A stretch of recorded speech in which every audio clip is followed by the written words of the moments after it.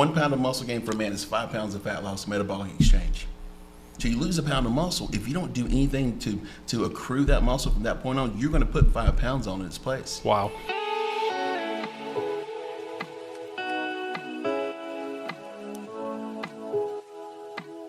Coming from a military background, my dad was military, my brothers were always athletic, and I was a smart kid. And I was in a really bad car accident.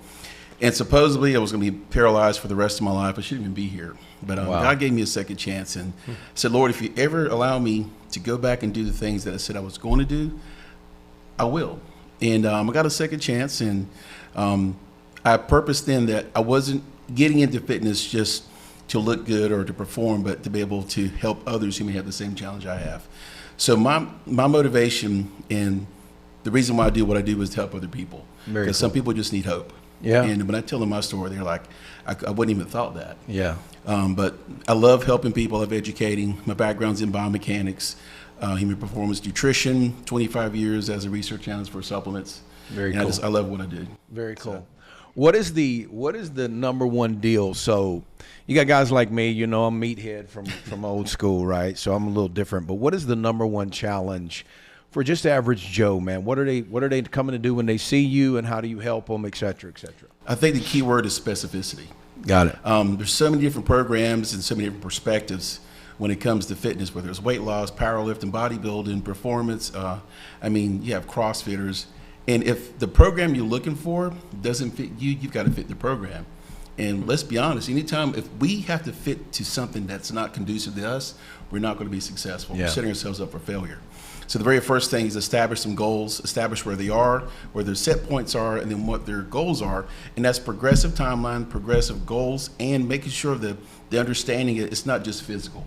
There's a mental aspect and emotional aspect they have to embrace. Yeah. And if we can do all those things at the very beginning, of course, not all at one time, but foundational, layering them one at a time, and really pinpointing their strengths and weaknesses, and kind of spending a little more time on their weaknesses without letting them know it.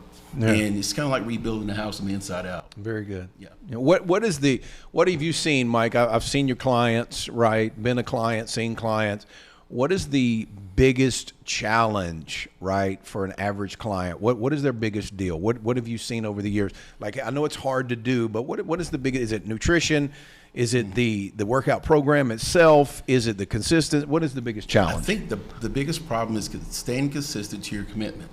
And without the foundation of motivation, what's your motivation? It should be based on your goals. Without the proper accountability and without the proper structure, without the knowledge base, they're all over the place.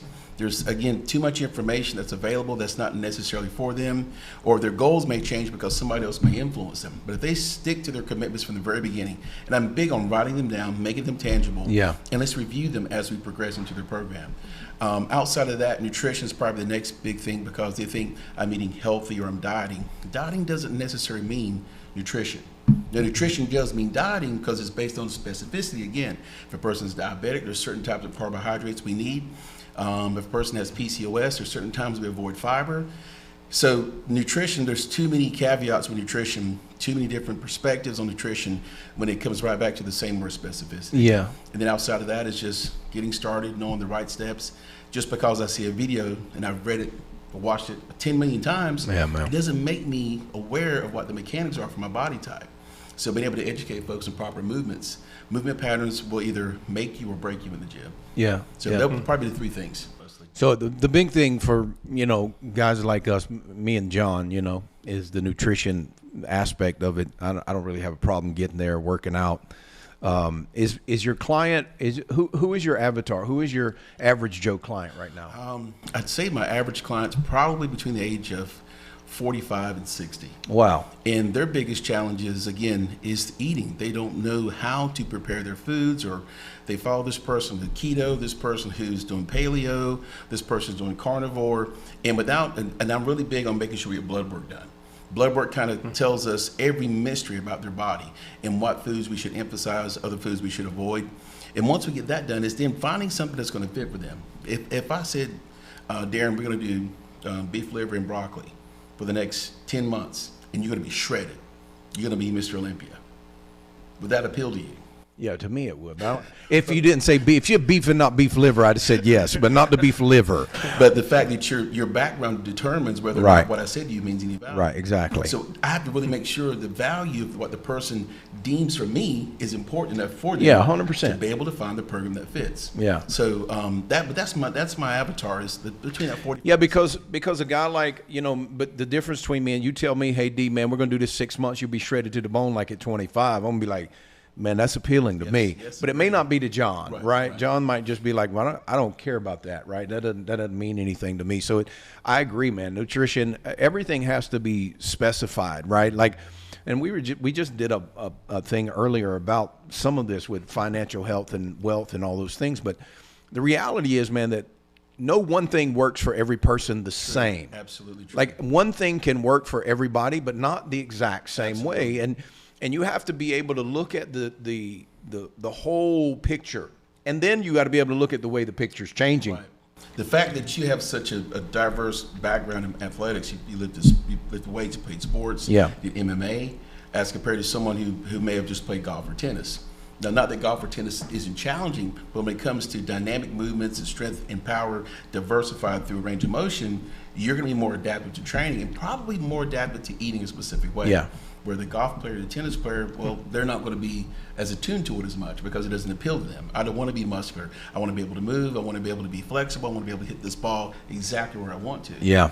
But yeah. the principles still apply. Proper nutrition, and going to be proper based on the individual, proper training, speaking of mechanics and movement, and then proper recovery. Because we can have the best training program, the best nutrition, the best supplements, but if we're not recovering from a day-to-day basis, not just in the gym, but at home, our day-to-day stress levels, managing that as well as sleep, you won't see any results, or the Yeah. type of results you want to see.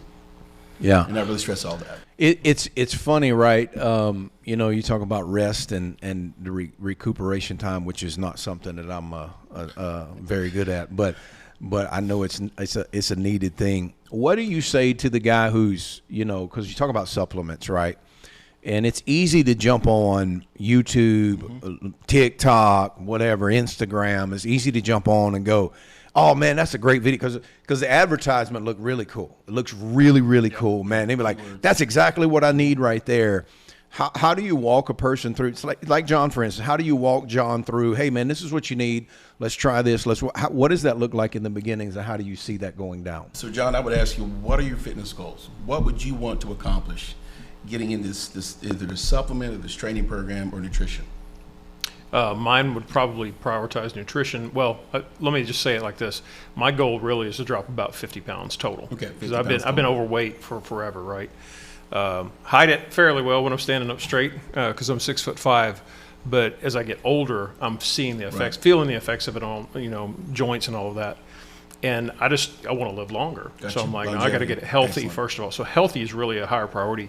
Darrin has always lifted and he has bulk. I would like to have tone. I'd definitely like to see muscular stuff on my body, but it's really not a priority to me to have any kind of mass. Okay. I'd just rather be, lose all the excess weight and have a healthy cardiovascular system. So let's create a standard. You said 50 pounds. Is that based on the American standard, or is it based on your body fat percentage? Because key word here for me, when I hear you say 50 pounds, I'm thinking maybe I just cut off one of your legs. 50 pounds is established, but is that what you want? Right? Yeah, that makes sense. But how about we look at your body fat percentage? How much lean body mass in relationship to your total body weight? And this has been one of those things with people with low body fat. They have typically less medical issues, blood pressure, cholesterol, diabetes, thyroid, heart disease. They have less issues with joint pain, weight-bearing injuries as far as their lower back, their ankles and knees. And if building muscle, like he's muscular and you want tone, in all honesty, you guys do the same thing, just on a different scale. Hypertrophy compared to strength endurance. All athletic foundation is based on strength endurance. Do you play golf or tennis or anything like that? Yeah. So you'll be able to train the same way he does, but your parameters of training would be based more on strength training, on more strength endurance. So I would look at your body fat percentage first. How much do you weigh now, if you mind me asking? I think 250 right now. So let me give you the stats. For the average man in America, he's between 5'10" and 6'2". He weighs 198.4 pounds at 28.4% body fat. That's the average. Wow.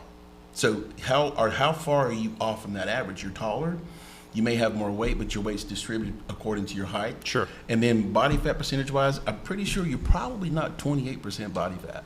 Really? 28% body fat. I haven't measured that in a while. Is visibly, you can see somebody who's 28% body fat unless they distribute it really, really well. So Okay. I would say first, John, before we talk about losing 50 pounds, let's check your body fat percentage and see what your BMR is. Your It was basal 50 rate- from my starting. I'm down about 12 or 14 Okay, now. okay. So, but Still about 30, still, 35. I mean, your point taken. Yeah. Like we're starting from the wrong. You know, this is really a really good point to make, right? Like I love that because, you know, that's a good. So somebody says, "Man, I need to lose 50 pounds." Okay, well, you 6'5", let's cut your leg off. Done deal. done.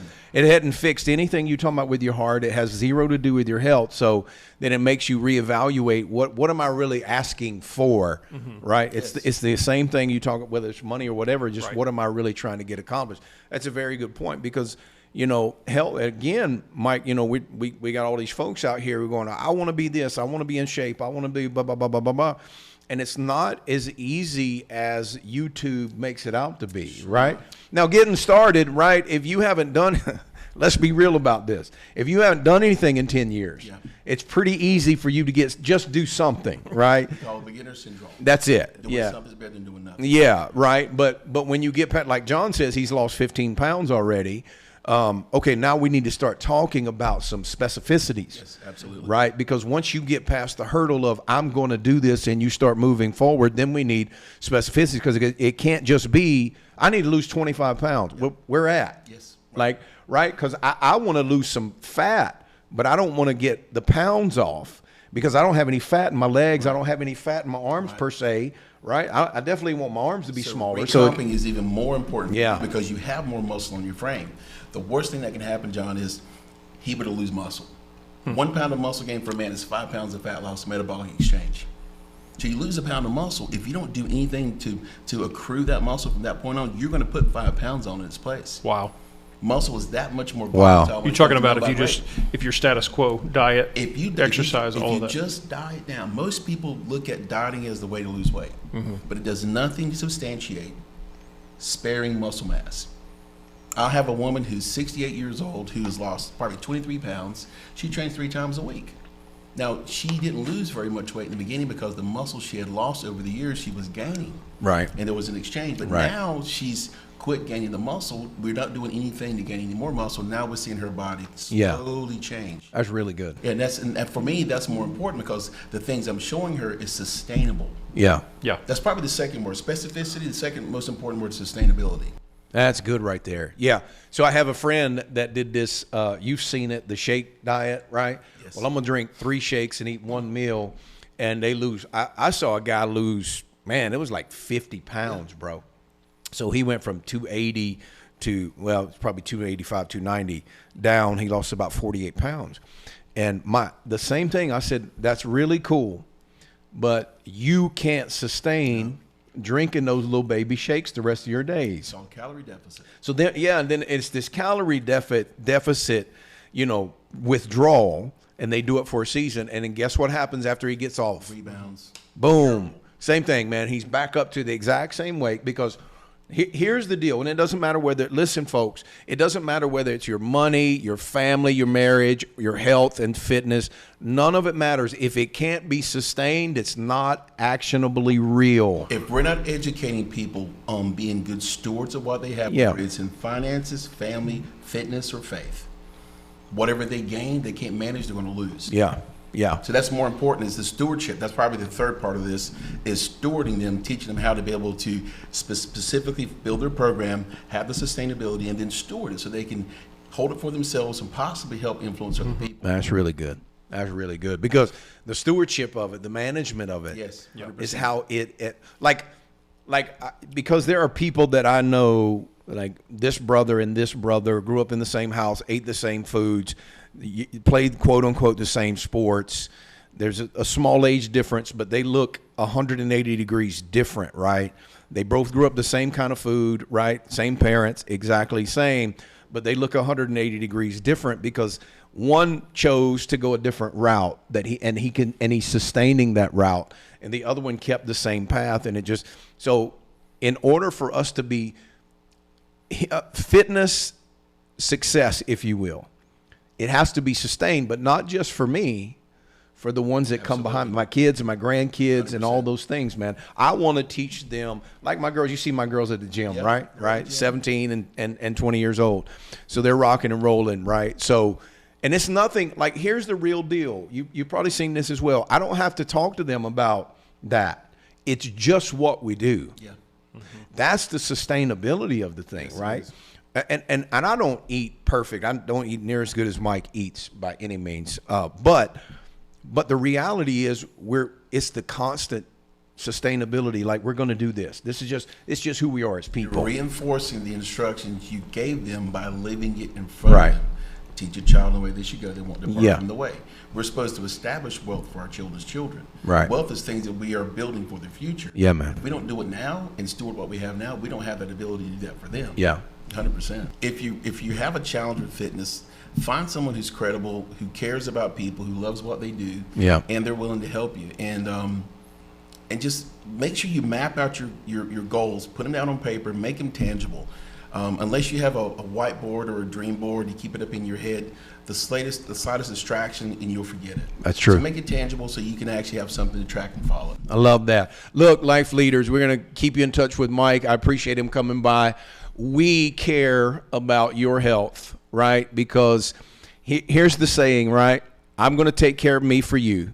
Will you take care of you for me? That's good. Click the link. I need you to sign up. We're going to bring Mike to one of our meetings. We want to see you there. If not, just click the link and get your membership going today so you can catch us on these podcasts. We'll see you soon. Thanks.